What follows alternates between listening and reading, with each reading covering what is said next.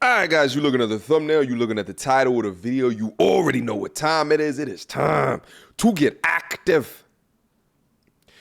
Now, guys, often on these side of these YouTube streets, we go over the issues and or problems with modern day dating and relationships.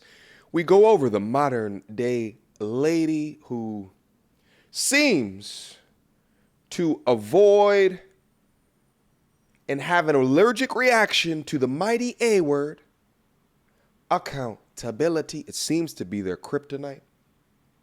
So what I've done here today is compiled a bunch of clips together of modern women holding modern women accountable. Consider this your palate cleanse video. We're going to have some fun here today, all right?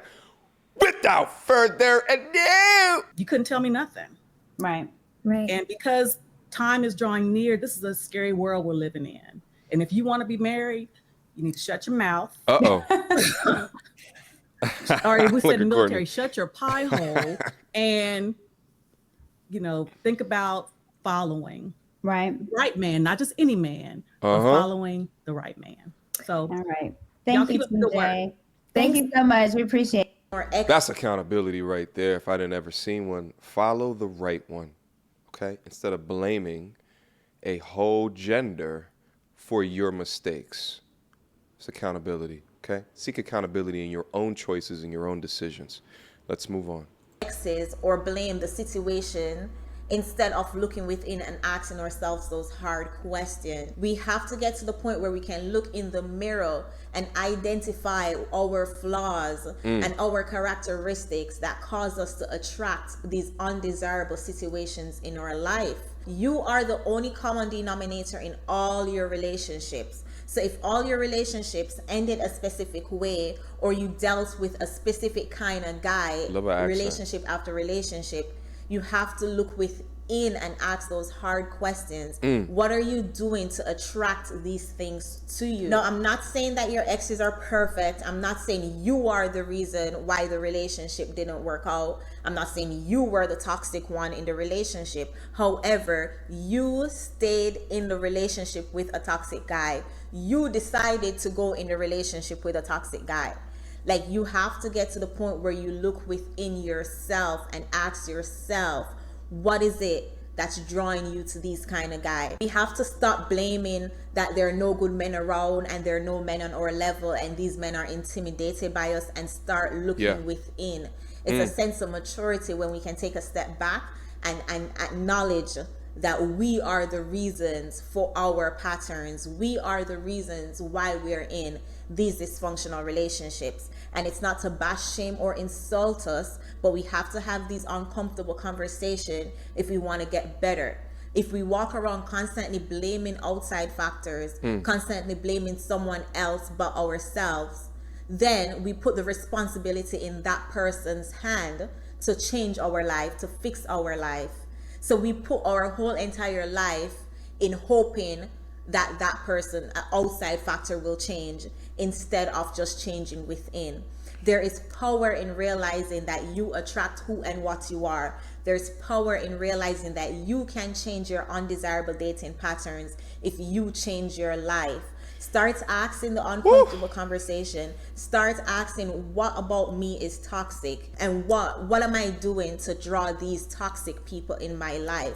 Listen, there's about 14 times within what she was just saying that I wanted to cut it off, but I wanted you guys to hear this particular message, okay? And what's crazy is that when she was talking, I was getting reminded of that Cat Williams skit. Talking about niggas ain't shit. You need to get a handle on your motherfucking life and take some responsibility, bitch. What you mean to say is all the niggas you fuck with ain't shit. You need to figure out what it is about your pussy that keep attracting ain't shit niggas. I mean, you could laugh there, but it is a lot of truth within that clip right there. But if you are the common denominator of your situations turning to shit, there's a degree of maturity within that, with understanding that you are the common denominator. It can't always be external people, okay? There's some of us that learn this lesson very early on in life, and I guarantee you these are the most successful people, even outside of relationships, okay? They understand that, listen, 100% of the time you have to take accountability. There's no situations unless you get struck by, even if you get struck by lightning. Well, why were you outside in the middle of during a rainstorm, standing next to that pole? You have to take some accountability for these situations. If not all of accountability, then what percentage are you willing to take responsibility for? Okay? But the modern lady today seems to be conditioned that it's not their fault. It's incredible. So to have content like this that's calling women calling out women on their bullshit is incredibly important. Let's move on. Nobody's perfect. And as I said, we are the only common denominator in all of our relationships. We can't continue to walk around beating the drum that our exes are bad, or black men ain't this, or nobody's on our level, or all these men are intimidated by us. Before what she's saying, yes. And I just want to say something right quick, I'm sorry, this is bothering me so much. And I just want to tell you guys right quick a story. I've dated a bunch of motherfuckers before I married, and they all had all that money. I didn't know that the percentage was that tiny, so I was the lucky one to meet a lot of them. But I found this one that had no money, that I paid his first drink, that went to Iraq, in Iraq, paid for my fucking website. And when he came back, we built this together. So sometimes the men just need to have skill and make you feel loved. And ladies, we need to start bringing something to the table, because this pussies when get to menopause, bitches, this shit ain't working the same way. So y'all need to start doing some shit that is more than just looks. More than just looks, okay? Have a skill, right? Enhance your peace-giving abilities. Enhance your support-giving abilities. Have a skill. Have something that you bring in. I am the table. Bullshit. Keep going. Ain't no lipo, ain't no nothing that you're gonna do that is gonna keep a man, because there's always gonna be a girl hotter than you. I agree with that. Another thing which you just said too, like, think about the women who are in their early 20s. For you to, like, in my opinion, a guy reaches his financial peak around 35. 40s? Okay, 35. Or only out down to accept you're probably not gonna be dealing with in your early 20s. You're not gonna be fucking with a nigga in his 20s. You're dealing with someone who's maybe mid 30s, maybe 40s, and in some cases 50s and 60s. I think we're well aware. I'm okay with that. With baby mamas. Do you want to know rules? Is that just real quick. So I think that it's inherently important. Again, I think the main idea there is the accountability in bringing something. Okay, I can show you guys Instagram posts right now of million subscriber accounts that will say, ladies, bring nothing to the table. If he asks you what you bring to the table or insinuates that you need to bring something to the table, drop and leave him. That ideology will keep y'all single as hell and then unhappy as hell. All right? Accountability from someone who has built something. Let's keep going. what you're asking me? Yeah, yeah. Yes, there's rules. Yeah, just tell us everything that we need to know so we can have a better understanding. I mean, dating manners across different cultures is the topic, and we just want to dive in and get deep. Okay. The rules are, you want your woman to be virgin. There's a really high emphasis on virginity in my culture. The purity of a woman is her value. No hymen, no diamond. Her value lies in her purity. A woman who is undisciplined and out on the CC, as they call it, those ones are considered Called carousel. Worthless. I hate to say it like that, but they're worthless, untouchables, unmarriageable. What? And the ones that are clean, pure, as they call it, they are of higher value. Do you believe that? In some ways, yes, I do. And in some ways, I think it's kind of just a way to keep people in line, Courtney, honestly, because the truth is, people will fall in love. People have, it doesn't make you unvaluable or not. How can I say that? It doesn't make you worthless just because you fell in love once and you gave yourself to that person. I wouldn't call you worthless, but in the culture, you would be considered unmarriageable. Or if you do get married, you will marry a person that's probably already divorced and probably already has other situations going on. So the reason why this is so important, right? I was being a little facetious when I said in Western culture, no hymen, no diamond. But, you know, when we talk about over here is this idea of patriarchy being so oppressive. And she comes from a patriarchal society, like a real one. And that's the way that they think about it over there. So if you compare that right now to Western culture, ladies, is it really that bad? Is it really that bad over here?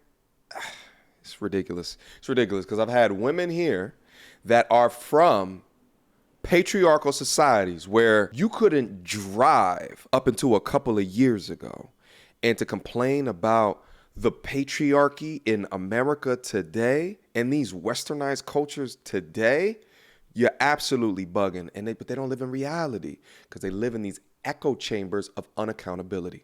Okay, let's keep going. And this is if they're not virgins, Right. okay. Yeah. I mean, you might end up being the second wife of someone. You know, like second wife. Men are permitted to have 4 wives, and yeah. And as for sexual intercourse, you don't have sex with all your wives at the same time. There's no orgies going on. It is definitely separated. Everything is separated. What do you think about that, Court? As far as with her culture saying that if they're not a virgin before they're married, that they're worthless. I hate when people just call me out The like whole that. thing, not I just wasn't that listening, part. Anton. Yeah, Well, that's the. but just the whole idea behind the purity and the virginity and all of that other type of stuff. Well, I totally agree. That's why God made you and wanted you to be a virgin before marriage. Like you're supposed to be for your husband. So I completely agree. But I would never call anyone worthless or just. I mean, people can be unmarriageable for a lot of different reasons, but you can change to always be marriageable. I definitely understand what she was saying with, you know, because of your actions, that depends on the type of quality of man that you get. So I definitely understand that. I think that's what we preach a lot on this show. But yeah, I definitely wouldn't call anybody worthless. Okay. Here's what I wonder. For women that are looking for marriage, if they had the opportunity to kind of turn back the hands of time, when they sacrifice all of the bodies that they had to, you know, present themselves as a virgin to significantly increase the likelihood of getting a ring. I'd argue that probably in Western culture today, it's so accepted that a woman will have bodies before getting to you that, you know, most dudes will accept it as it exists today. But I wonder if, given the opportunity to turn back the hands of time, would they accept removing all of those insignificant times for that one significant person in the future? Let's keep going. Nana, same question. Let's talk about sex in your culture. So sex is a no-go unless you're married. It's just, you know, in accordance with scripture in the Bible. So that's how it's supposed to be. Of course, like I said, a lot of our culture has evolved and people do their own thing. Of course, you want to, I wouldn't say it's not nearly as, I guess, how do I want to say it? It's not pushed as much as I would say Amir's culture, but it is there with our culture. It is talked about.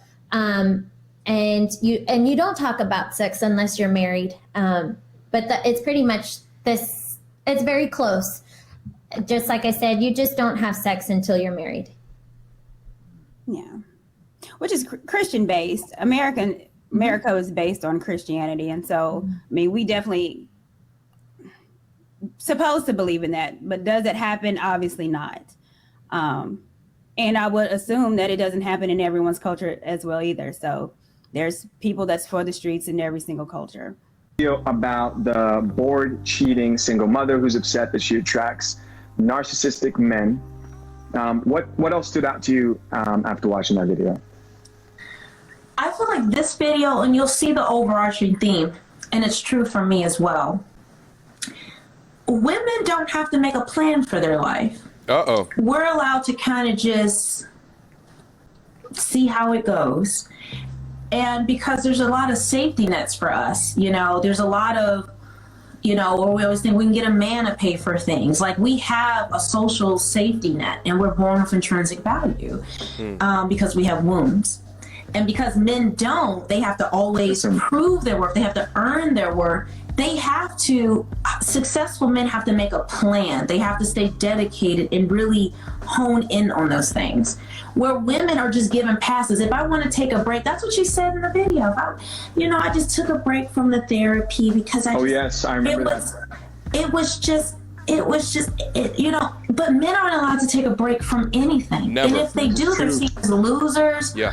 You're not working hard, you're not trying. But women are allowed to have every excuse in the book. And me too. When I say this, I'm not pointing any fingers. And you may not be, I grew up very, very religious. I'm not as religious anymore. But it's same with me. As I heard what she was saying, it made me think of a verse in Luke. And I'm just going to read it. And even if you're not religious, you can still gain wisdom from a lot of the principles in it. So take religion out, but just take the principle of what's being said. There's a lot of wisdom on what's going on today. For sure. In the Bible. But it says, for which of you desiring to build a tower does not first sit down and count the cost, whether he has enough to complete it. This simple verse right here, I think, sums up why women don't have to think of the cost. We don't have to think of the outcome. Okay, preach. We're allowed to live on hopes and Disney wishes and dreams, and Prince Charming will come, or you don't need no man. But we don't think of, well, wait, when I'm 50, 60, 70, and I keep saying I don't need no man, like, what's going to happen? Yeah. And so women don't have to make financial plans. They don't have to, they'll, and I've never been one for school. In fact, my parents used to get mad because I was like, I'm dropping out, because I was artsy and I was like, I always knew I could make money, which I did. I've made a lot of money doing, being an entrepreneur. But I had no plan. I literally, it honestly was sheer luck. Lucky. And me, I can dedicate myself to something, but only for a short period of time. And so I will say this: women don't have to make a plan. We're allowed to have excuses for our failures, and people give us a pat on the back and say it's going to be all right, sis. And then when we make mistakes in relationships or are the problem, it's hard to take accountability. One holds us accountable. And then this verse is it right here. Why? One of the things that I look at when I hear her talk, one of the things that I think about immediately is the homelessness rate, right? Where it's 95% men to 5% women, right? So even from a forgiveness of hardship and struggle and what you've been through, right? Like there's a quantifiable statistic right there of how many more men are given the benefit of the doubt than women. Right? How many men are ending up on the street as opposed to women? And it's a real problem that many men are ending out on the street. But just to quantify the degree of forgiveness that the society gives to women as opposed to men. Okay? Let's keep going. Yeah. But that's what listening to the sister code. That's why it's important that we break it up. Talk to him, That's why Courtney. it's important that we listen to our grandparents and our parents that are married for 20 plus years, and even though they might have gone through things, they're still together and they're better for it. And if I look at the modern women that's broken up and have multiple babies, living on welfare, which one do you think is better? Uh-oh. So anyway, or maybe I got it wrong. You tell me. Maybe it was just the luck of the draw that maybe I just messed up, and the sister code. It's really good to have your girlfriends and let them know your business and let them get in your ear. Yeah. Or maybe I'm right. Maybe we should break away from this sister code. Maybe we should start focusing on our family, and our family is not the girls that we hung out with that have nothing else to do but to go out and drink. And talk Maybe shit. It's aligning with our man, with your husband.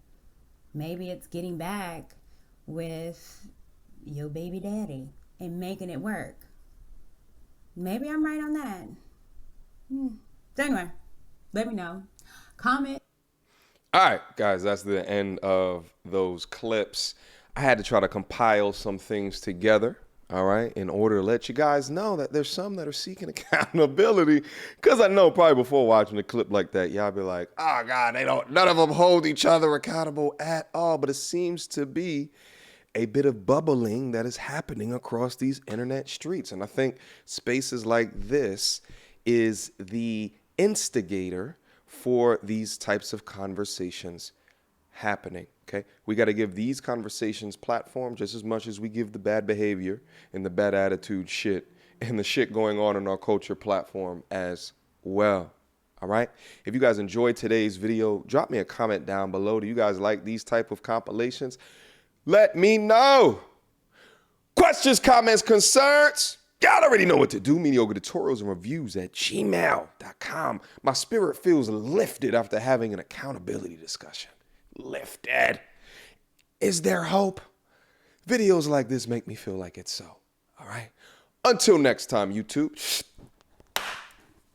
Peace.